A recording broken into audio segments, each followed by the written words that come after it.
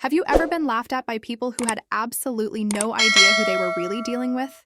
Have you ever sat there, smile frozen on your face, while everyone around you treated you like you were nothing, like you were invisible, like you were someone they could just push around and mock without consequences?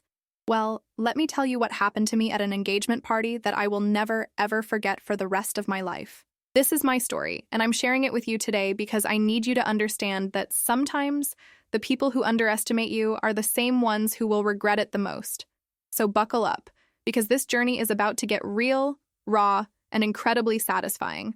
I remember standing there in that beautiful ballroom, crystal chandeliers hanging from the ceiling, soft music playing in the background, champagne flowing freely, and everyone dressed in their finest clothes. The atmosphere should have been celebratory, joyful, full of love and excitement. But for me, it felt like walking into a lion's den wearing a suit made of meat. My heart was pounding in my chest so hard I thought everyone could hear it. My palms were sweating despite the air conditioning that kept the room at a perfect, comfortable temperature. I kept telling myself to breathe, to stay calm, to remember why I was there. But nothing could have prepared me for what was about to unfold that evening. Nothing could have prepared me for the humiliation, the mockery, the absolute disrespect that was about to be thrown my way. And certainly, nothing could have prepared them for what I was about to do in return. My name is Sarah, and 3 years ago, I was a completely different person. I was quieter, less confident. Someone who let people walk all over me without standing up for myself. I was the type of person who apologized even when I wasn't wrong, who shrank myself to make others comfortable, who believed that keeping the peace was more important than defending my own dignity. I had been dating Marcus for 2 years, and I thought he was the love of my life. We met at a coffee shop near the university where I was finishing my MBA. He was charming, handsome, successful, working at a prestigious investment firm downtown. He drove a luxury car, wore expensive suits, and always knew the right things to say. He made me feel special, at least in the beginning. He would bring me flowers, take me to nice restaurants, introduce me to his friends and colleagues. I thought we had a future together. I thought we were building something real, something lasting, something beautiful. I was so wrong. I was so incredibly, painfully wrong about everything.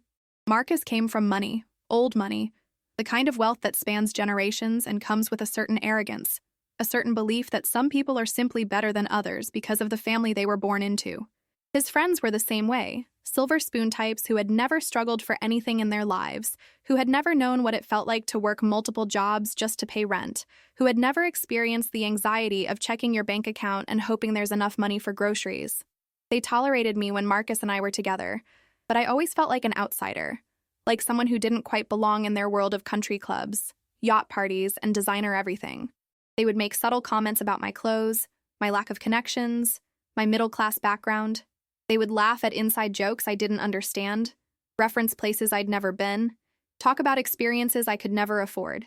And I took it all with a smile, convincing myself that love was enough, that Marcus's feelings for me would overcome the class divide, that eventually they would accept me as one of their own. But deep down, I knew I was fooling myself. Deep down, I felt the constant sting of being looked down upon, of being seen as less than, of being treated like I should be grateful they even allowed me in their presence. Then one day, without warning, Marcus broke up with me. It was cold, clinical, almost businesslike. He told me that we wanted different things, that we were moving in different directions, that it was better to end things now before we got any more serious. He didn't even have the decency to do it in person. He called me on the phone while I was at work, my hands shaking as I stepped outside into the parking lot to take the call, feeling my entire world crumbling around me as his words cut through me like knives. I cried for weeks. I lost weight because I couldn't eat. I couldn't focus on my studies or my part-time job. I questioned everything about myself, wondering what I had done wrong, what I could have done differently, why I wasn't good enough for him. My friends tried to comfort me, telling me I deserved better, that he wasn't worth my tears, that this was his loss, not mine. But their words felt empty because I couldn't see past the pain, past the rejection, past the crushing weight of feeling like I had been found wanting and discarded. What I didn't know at the time, what Marcus never told me, was that he had already met someone else. Her name was Victoria, and she was everything I wasn't. She came from his world, born into wealth and privilege, connected to all the right families, educated at all the right schools. Her father owned a massive investment firm, one of the biggest in the city, with connections to politicians, celebrities, business moguls. She was beautiful in that effortless way that money can buy. Perfect hair, perfect skin, perfect teeth, perfect everything. And she had her sights set on Marcus from the moment she met him at some charity gala I had never been invited to. Within months of our breakup, Marcus and Victoria were engaged. The announcement came with a spread in the society pages, glossy photos of them looking blissfully happy, smiling at the camera like they were the golden couple destined for a fairy tale ending. When I saw those photos, something inside me broke all over again. But this time, instead of collapsing into tears and self-pity, I felt something different stirring inside me. I felt anger. I felt determination. I felt a burning desire to prove to myself and everyone else that I was worth something, that I could succeed, that I could build something extraordinary with my own hands and my own mind. So I threw myself into my work like never before. I finished my MBA at the top of my class, networking relentlessly, reaching out to professors, alumni, industry contacts, anyone who could help me build the career I desperately wanted. I took risks that terrified me, applying for positions I thought were beyond my reach, pitching ideas I wasn't sure would work, pushing myself harder than I ever had before. And slowly, gradually, things started to change. I got hired at a boutique consulting firm that specialized in corporate acquisitions and restructuring. I was brilliant at my job, seeing patterns and opportunities that others missed, understanding the psychology of business deals in ways that impressed my bosses and clients alike. I worked 80-hour weeks, sacrificing sleep and social life and everything else for the sake of building my career and proving my worth. Within a year, I was promoted. Within 2 years, I was a senior consultant leading major projects. And then, the opportunity of a lifetime presented itself. One of our clients was looking to sell a struggling mid-sized firm that had potential but needed serious restructuring and fresh leadership. My bosses didn't think it was worth the investment, but I saw something they didn't. I saw the bones of something that could be extraordinary if handled correctly. So I did something crazy, something that everyone told me was foolish and reckless. I took out loans, convinced a few investors to take a chance on me, and bought the company myself. It was terrifying and exhilarating all at once. Signing those papers, knowing that I was betting everything on my vision, on my abilities, on my belief that I could turn this around. The first 6 months were absolute hell, working day and night, making tough decisions, letting go of dead weight, bringing in new talent, restructuring operations, pitching new clients, fighting for every contract and every dollar. There were moments when I thought I had made a terrible mistake, when the stress kept me awake at night, when I wondered if I should have played it safe instead of taking such a massive risk. But I didn't give up. I couldn't give up. I had something to prove, not just to Marcus and his snobby friends, but to myself. I needed to know that I was capable of this, that I could build something from the ground up, that I could succeed on my own terms. And you know what? It worked. It actually worked. Within 18 months, my company had tripled in revenue. We were landing major contracts, expanding our client base, getting featured in business publications. Within 2 years, we had acquired 3 other companies, consolidating our position in the market. I became known in the industry as a sharp, strategic leader who could turn around struggling businesses and create value where others saw only problems. The money started flowing in, real money, the kind of wealth I had never imagined having access to. But more important than the money was the respect, the recognition, the knowledge that I had earned every bit of my success through hard work and intelligence and sheer determination. I bought myself a beautiful apartment in the best part of the city, not to show off, but because I could, because I had earned it. I invested wisely, building my wealth strategically, making connections with people who actually valued me for my mind and my abilities, not my pedigree or my family name. And all the while, I kept my success relatively quiet, not broadcasting it on social media, not seeking attention or validation from people who had once looked down on me. I was building my empire in relative privacy, focused on the work rather than the recognition. But I would be lying if I said I didn't sometimes think about Marcus and his friends, wondering if they knew what I had become, if they ever regretted how they had treated me. I told myself that their opinions didn't matter anymore, that I had moved on and built a life that had nothing to do with them. But deep down, there was still a part of me that wanted them to know, that wanted them to see exactly what they had underestimated, exactly who they had dismissed and mocked. And then, about 3 months ago, something unexpected happened. I received an invitation in the mail, thick, expensive cardstock with elegant calligraphy, inviting me to the engagement party of Marcus and Victoria. At first, I thought it must be a mistake, that there was no reason they would want me there, that perhaps my name had been added to some general list by accident. But when I called to RSVP out of curiosity, Victoria herself answered and insisted that I absolutely must attend. Her voice was sugary sweet, dripping with false warmth, telling me that Marcus had mentioned we used to date and that she would love to meet me, that she believed in keeping things friendly and mature, that she hoped I could celebrate their happiness with them.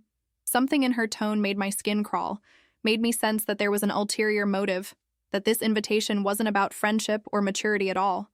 But I accepted anyway, driven by a curiosity I couldn't quite explain, a need to see how this would play out.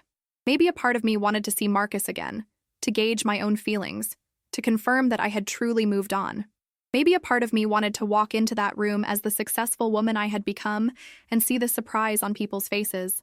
Or maybe, just maybe, I wanted to give them enough rope to hang themselves, to let them reveal exactly who they were so I could respond accordingly. I spent weeks preparing for that party, not in the obsessive way I might have 3 years ago, worried about fitting in and being accepted, but in a strategic way, planning my approach, deciding what to wear, how to act, what to say if confronted. I chose an elegant but understated dress, expensive but not flashy, sophisticated but not trying too hard. I wanted to look good without looking like I was trying to compete with Victoria or prove anything to anyone. I wanted to exude quiet confidence, the kind that comes from knowing your own worth regardless of what anyone else thinks. I practiced my smile in the mirror, the polite, neutral expression I would wear no matter what happened, no matter what they said to me. I prepared myself mentally for the possibility of encountering old insecurities, old triggers, old wounds that might try to resurface. And I made a decision that no matter what happened that evening, I would maintain my dignity and composure. I would not let them see me rattled or hurt or diminished in any way. Little did I know just how much I would need that resolve, just how tested my composure would be. The night of the party arrived, a crisp autumn evening with leaves falling from the trees and a chill in the air that required a light jacket. I drove myself to the venue, a historic hotel ballroom that had been rented out for the occasion, decorated with thousands of white roses and candles, everything picture-perfect and magazine-worthy. I walked in with my head held high, checking my coat and accepting a glass of champagne from a passing waiter, scanning the room for familiar faces. And there they were, Marcus and Victoria, holding court in the center of the room, surrounded by friends and family, laughing and smiling like they were the king and queen of some royal celebration. Marcus looked exactly as I remembered him, handsome in his tuxedo, that confident smile I had once found so attractive now seeming slightly smug, slightly self-satisfied. And Victoria, she was stunning, there was no denying it, wearing a designer gown that probably cost more than most people's cars, jewelry that sparkled under the chandelier lights, everything about her screaming wealth and privilege and entitlement. When she spotted me entering the room, her eyes lit up with something that wasn't quite warmth, something that looked more like predatory excitement, like a cat who had just spotted a mouse to play with. She whispered something to Marcus, and they both looked in my direction. And then she started walking toward me with Marcus in tow, her smile growing wider with each step. My heart started racing, but I kept that neutral expression on my face, that polite smile that gave nothing away. This was it, the moment I had been both anticipating and dreading, the confrontation I somehow knew was coming even though I couldn't have predicted exactly how it would unfold. I took a sip of champagne, steadied my breathing, and prepared myself for whatever was about to happen, completely unaware that this evening was about to become one of the most significant turning points of my entire life. The night when everything I had built would finally be revealed, and the people who had once looked down on me would finally understand exactly who they had been dealing with all along. Victoria reached me first, air kissing both my cheeks in that exaggerated way that wealthy people do when they are performing friendship, rather than feeling it. And I caught a whiff of her expensive perfume, something French and floral that probably cost hundreds of dollars per ounce.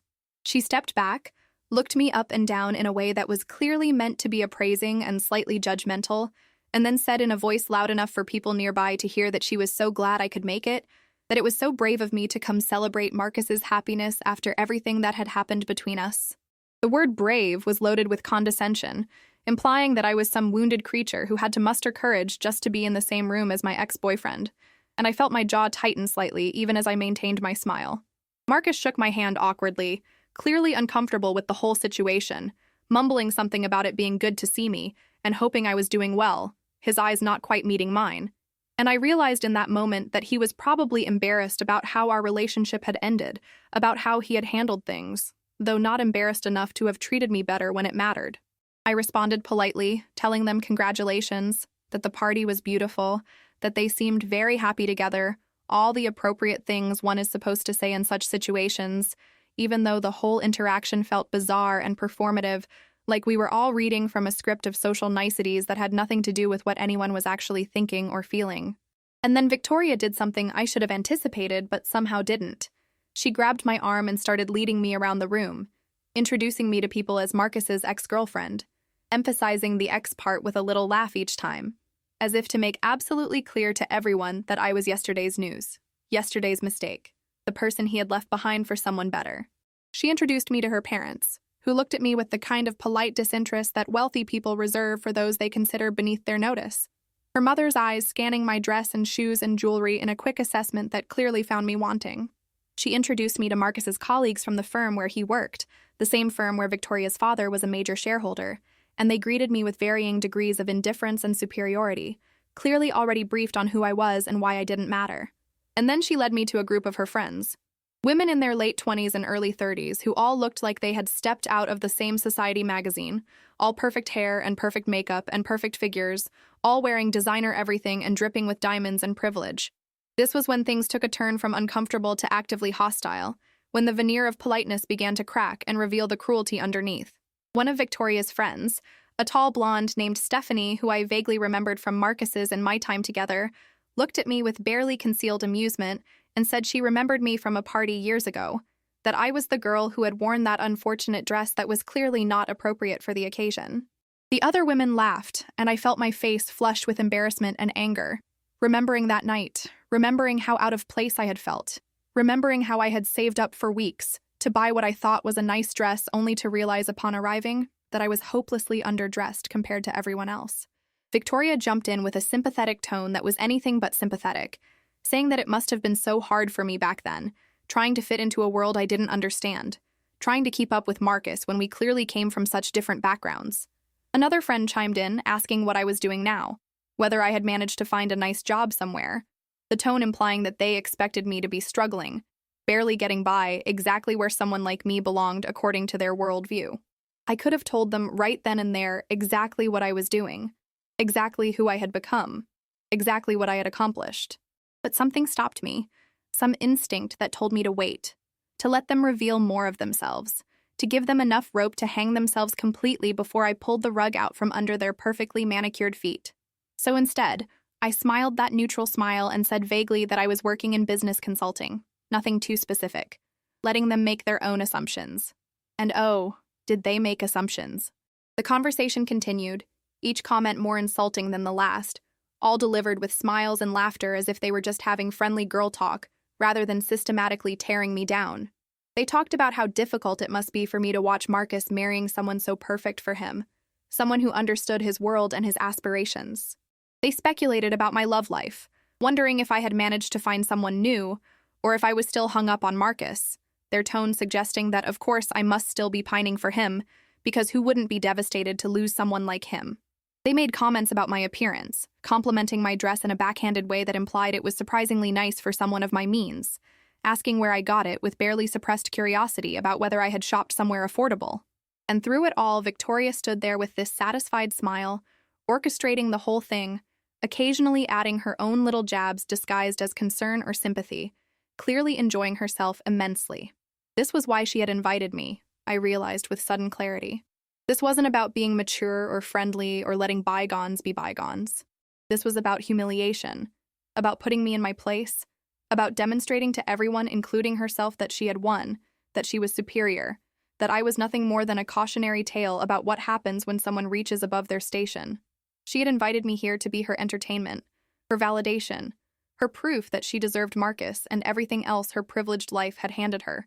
And I had walked right into it, accepting the invitation like a lamb to the slaughter. Have you ever experienced something like this, where people who barely know you decide they have the right to judge your entire existence? Comment below and tell me your story, because I know I'm not the only one who has faced this kind of treatment.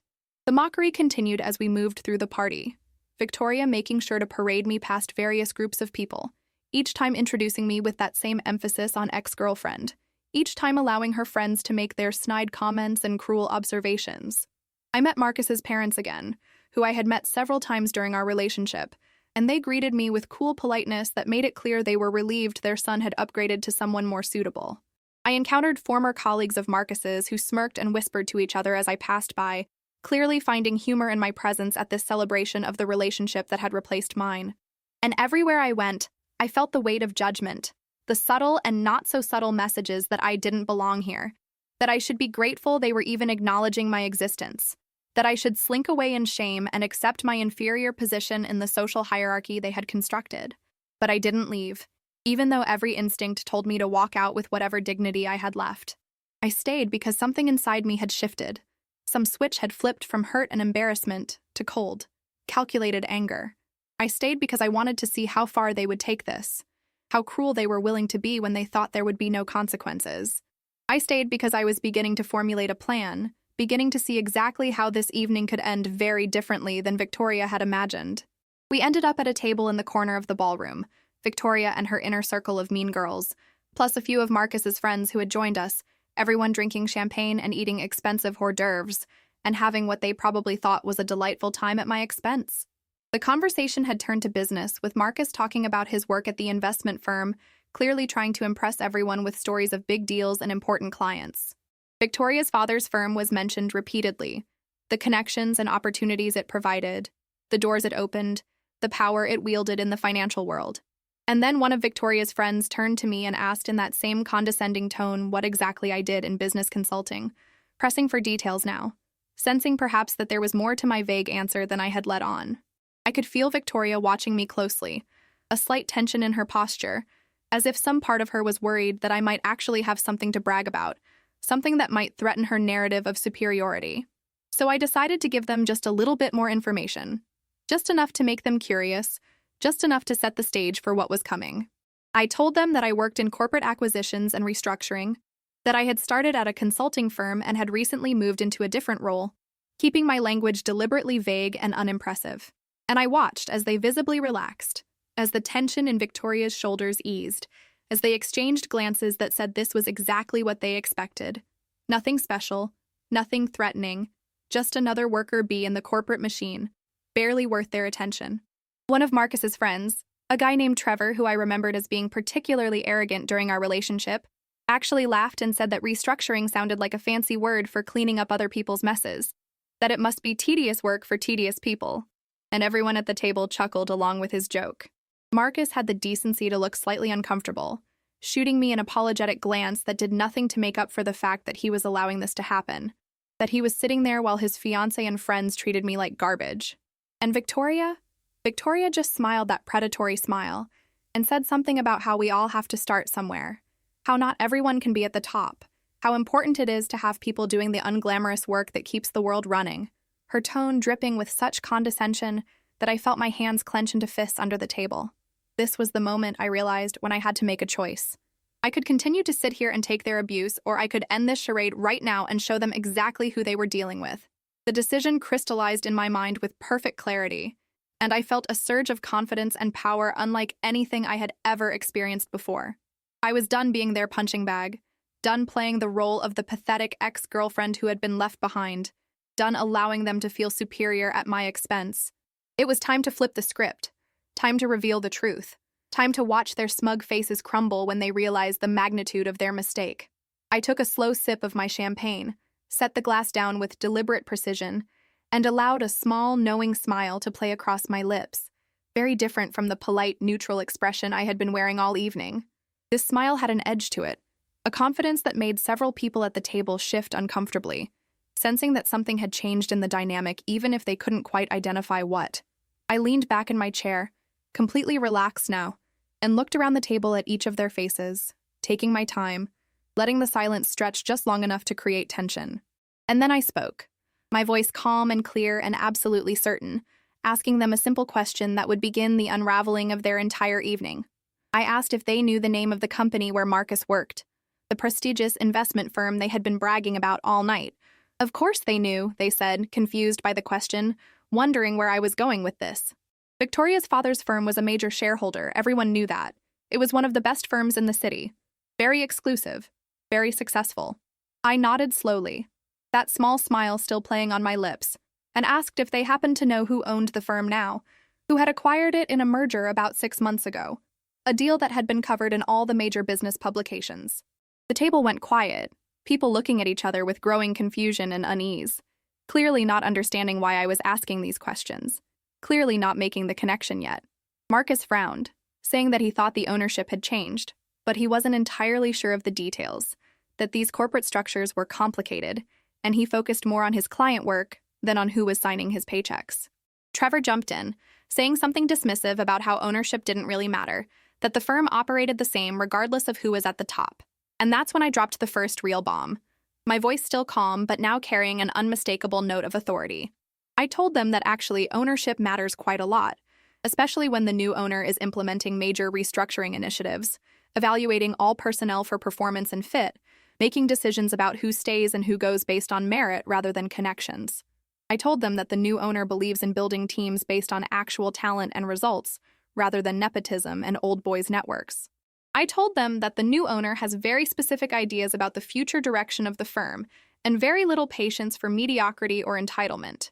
And I told them all of this while looking directly at Marcus, watching his face as understanding began to dawn, watching the color drain from his cheeks as the implications started to sink in. Victoria was the first to ask the question, her voice sharp now, all pretense of sweetness gone, demanding to know how I knew so much about the ownership and direction of the firm. And I let the silence hang there for just a moment longer, savoring this instant before everything changed, before their entire world tilted on its axis. Then I told them the truth, simple and devastating. I told them that I knew these things because I was the new owner, because I had acquired their precious firm 6 months ago as part of my company's expansion strategy, because Marcus and Trevor and everyone else they knew who worked there were now my employees, subject to my decisions and my evaluations and my vision for the company's future. The reaction was instantaneous and gratifying. Victoria's mouth literally fell open, her perfect composure shattering into shock and disbelief. Marcus went pale, his hand gripping his champagne glass so tightly I thought it might shatter. Trevor actually laughed, a nervous, disbelieving sound saying I must be joking, that this was impossible, that there was no way someone like me could own anything, let alone a major investment firm. The others at the table erupted into chaos, voices overlapping, questions flying, accusations that I was lying or confused or somehow mistaken. But I just sat there, completely calm, completely confident, and pulled out my phone. I opened my email and pulled up the official documentation, the press releases, the legal papers, all of it bearing my signature and my company's name. I passed my phone around the table, watching as each person looked at the screen, their expressions shifting from skepticism to shock to horror as they realized I was telling the absolute truth. Victoria was shaking her head, saying this couldn't be right, that her father had never mentioned anything about this, that she would have known if someone like me had acquired any stake in the firm. And I explained gently, almost kindly, that her father's company was a shareholder, not the owner, that they had actually sold their majority stake to my company as part of the acquisition, that her father had made a very profitable deal and walked away with millions while I took over operational control. The blood drained from her face as she understood what this meant, as she realized that the power and connections she had been bragging about all evening had been transferred to me, that the person she had been mocking and belittling for hours was now in a position of authority over her fiancé's career, over her father's investment returns, over the entire social and professional network she had used to justify her sense of superiority. The table had gone completely silent now, everyone staring at me like I was some kind of alien creature that had just materialized in their midst, their brains struggling to reconcile the image they had created of me as a pathetic, struggling nobody with the reality of who I actually was. I could see the wheels turning in Marcus's head, frantically trying to remember if he had said or done anything in recent months that might have jeopardized his position, suddenly understanding that the woman he had dumped and dismissed was now technically his boss, several levels removed, but ultimately in control of his professional fate. I watched him swallow hard, his Adam's apple bobbing in his throat, and I felt not triumph exactly, but a deep sense of satisfaction, a validation of every hour I had worked, every risk I had taken, every moment I had doubted myself but pushed forward anyway. This moment right here, this look of absolute shock and dawning horror on their faces. This was worth every sleepless night, every stressful decision, every sacrifice I had made to build my company and my success. Victoria recovered first, her face flushing red with anger and embarrassment, and she snapped at me that I should have said something earlier, that I had deliberately let them embarrass themselves, that it was cruel and manipulative to sit there and let them talk without revealing who I was. And I responded, my voice still calm but now edged with steel, that I had simply allowed them to be themselves, that I hadn't manipulated anything, that every cruel word and condescending comment had come from their own mouths and their own hearts, that I had simply been polite and quiet while they revealed exactly who they were, when they thought there would be no consequences. I pointed out that I had been gracious enough to accept their invitation, to show up and try to celebrate their happiness despite our history, and that they had chosen to turn the evening into an opportunity to humiliate and mock me. I reminded them that not once during the entire evening had I bragged about my success or tried to make them feel small, that I had answered their questions vaguely and modestly while they had made assumptions and judgments based on nothing but their own prejudices and sense of superiority. And now, I told them, they were upset not because I had done anything wrong, but because they had revealed their true characters and now had to face the consequences of their own cruelty. The others at the table were looking anywhere but at me, suddenly very interested in their champagne glasses or the flower arrangements or the ceiling, clearly desperate to distance themselves from the mockery they had participated in just minutes earlier. Trevor actually stood up and mumbled something about needing to get another drink, practically fleeing the table. And I knew that he was already calculating how this might affect his position at the firm, already worrying about whether I would remember his comments and hold them against him.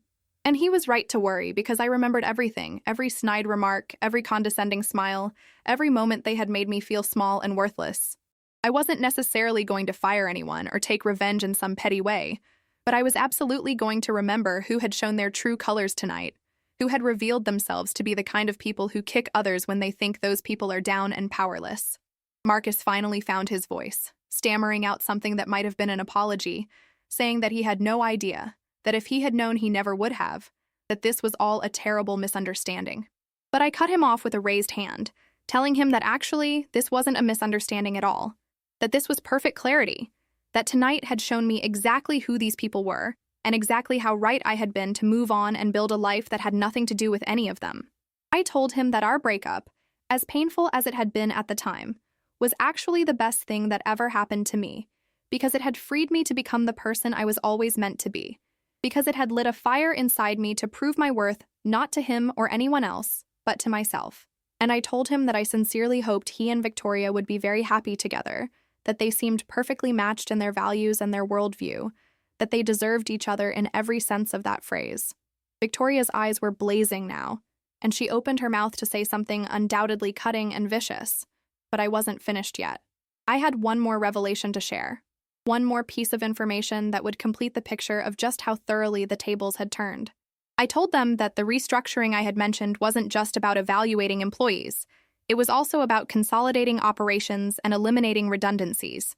I explained that my company had acquired 3 other firms in addition to theirs, and that we would be merging the operations over the next 6 months, which meant that there would be significant position eliminations as we streamlined and removed duplicate roles. I let that information sink in for a moment, watching Marcus's face go from pale to ashen, watching Victoria's anger transform into something closer to panic. And then I added, almost as an afterthought, that of course all personnel decisions would be made purely on merit and performance, that I had excellent HR and legal teams to ensure everything was done fairly and by the book, but that ultimately the people who survived the merger would be those who brought real value to the company, who demonstrated actual competence and skill rather than coasting on connections and privilege. I stood up from the table then, smoothing down my dress, finishing the last sip of my champagne with deliberate slowness. I told them that I had enjoyed our conversation very much, that it had been incredibly enlightening, and that I looked forward to seeing them around, perhaps at the office in Marcus's case.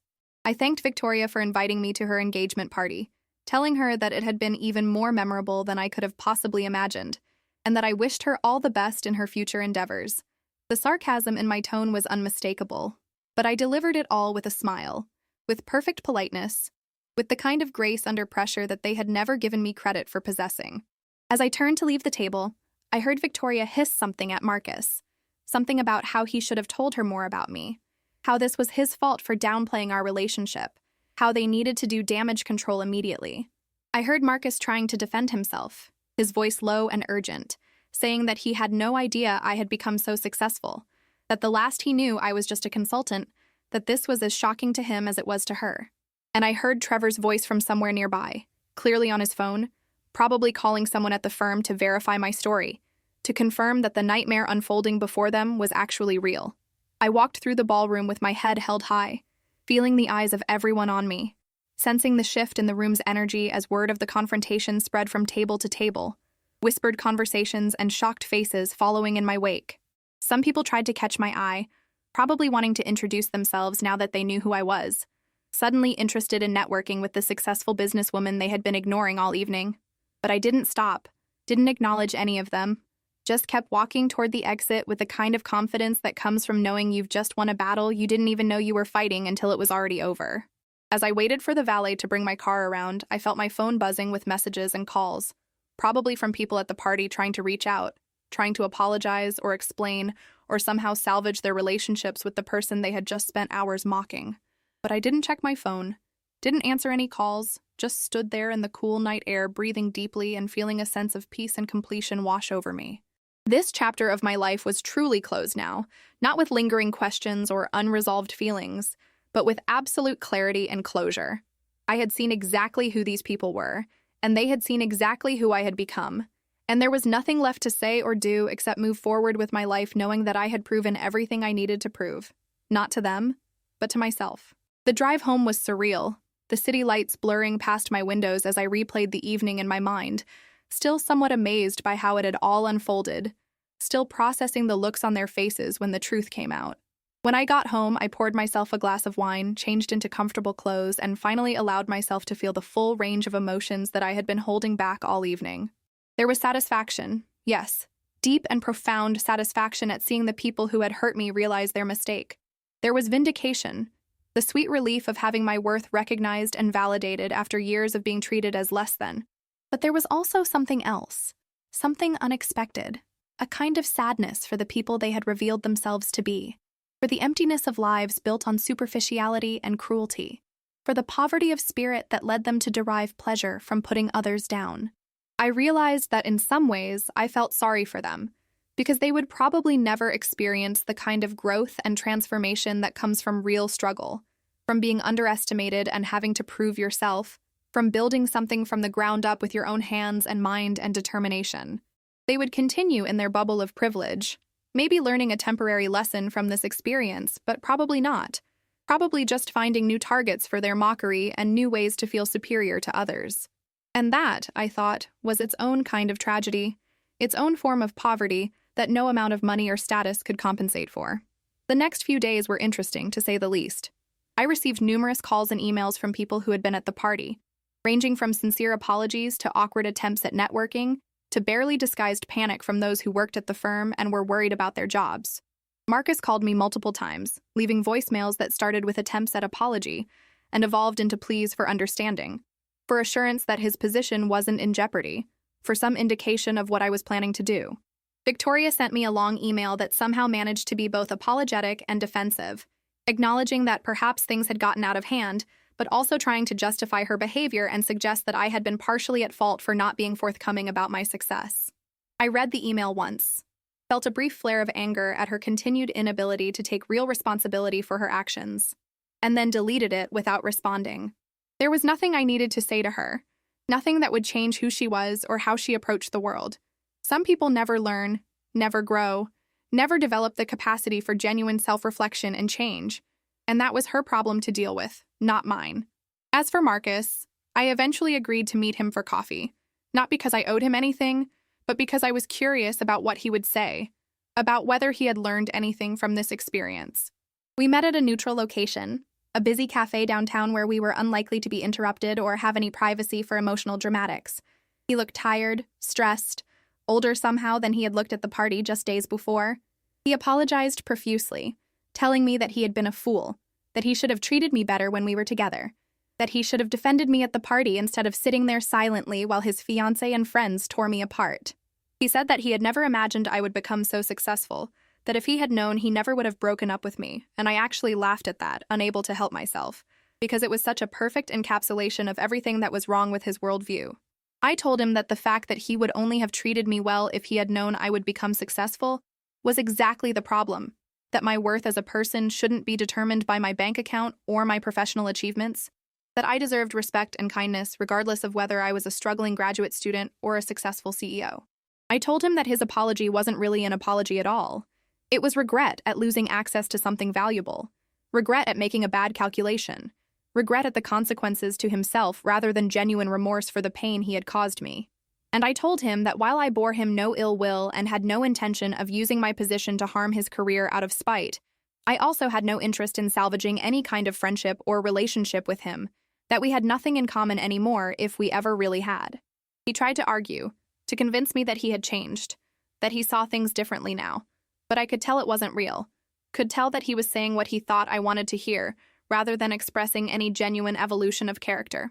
So I finished my coffee, thanked him for meeting me, and walked away, feeling lighter somehow, feeling like I had finally let go of the last threads connecting me to that part of my life. As for the firm and the restructuring, I handled everything exactly as I had said I would, purely on merit and performance, with no personal vendettas or revenge plots.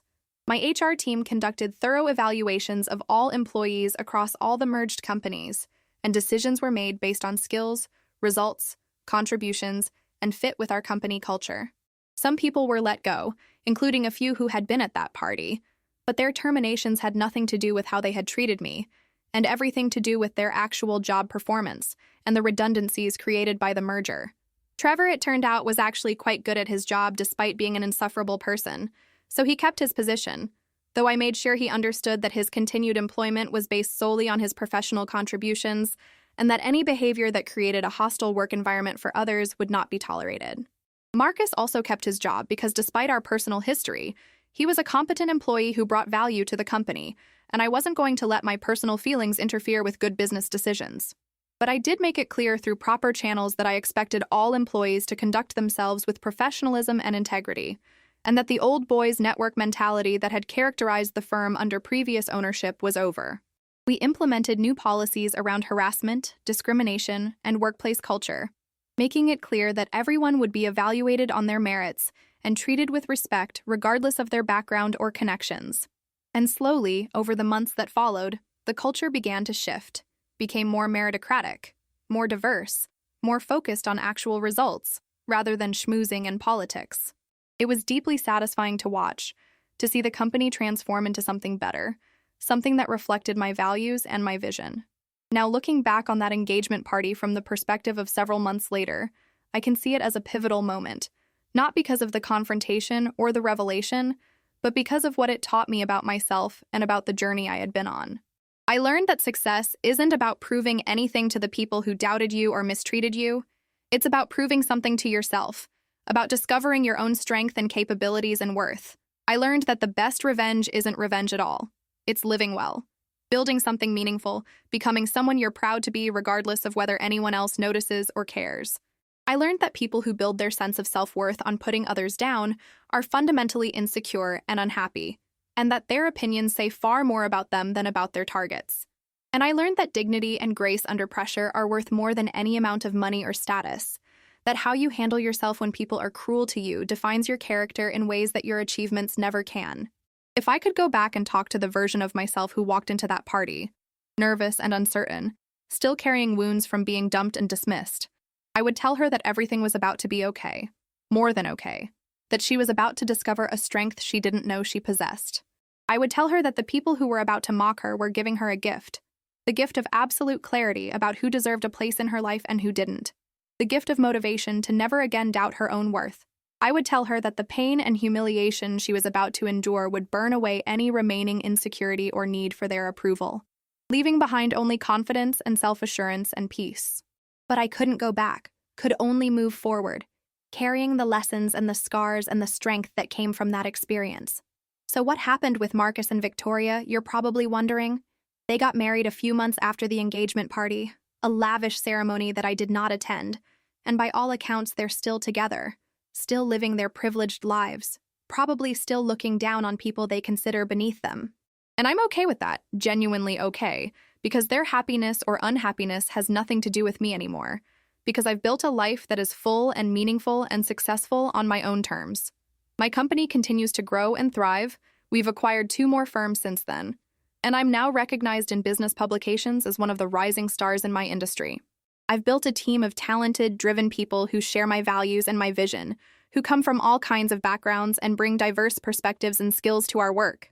I've mentored young professionals who remind me of myself at that age, helping them develop their careers and their confidence, making sure they know that their worth isn't determined by their pedigree or their connections, but by their character and their capabilities.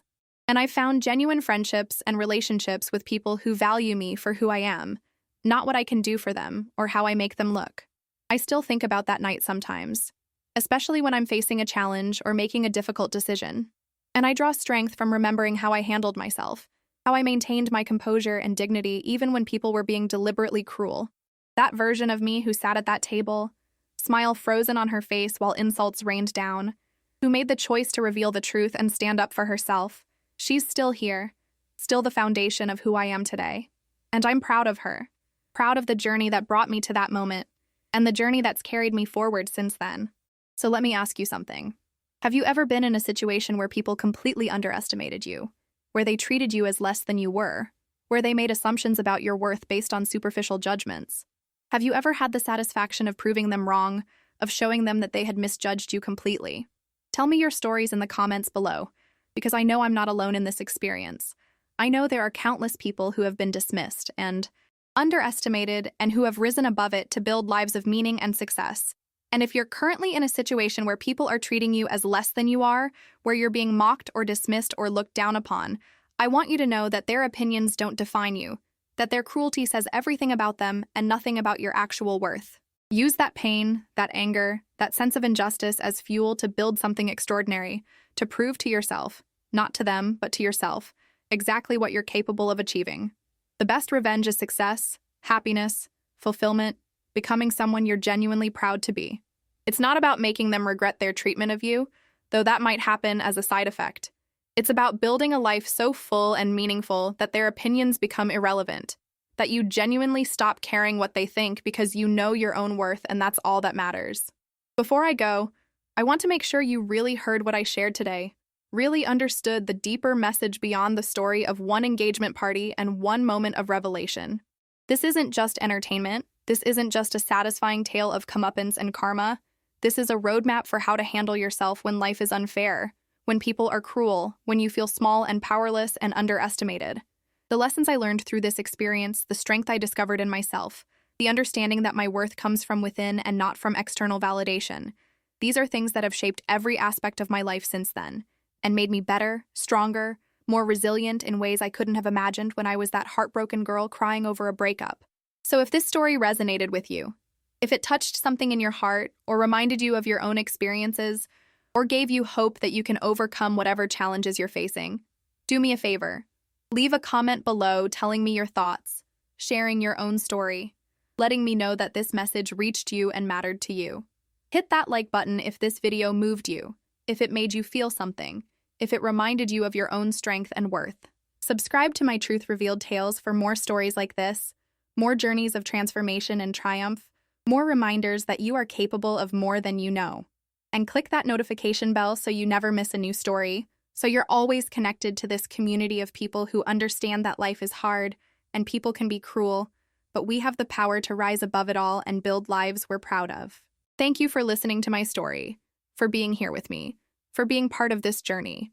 Your support means everything, and I can't wait to share more with you soon. Until next time, remember that you are worthy, you are capable, and you are enough, exactly as you are, regardless of what anyone else thinks or says. Now go out there and show the world what you're made of.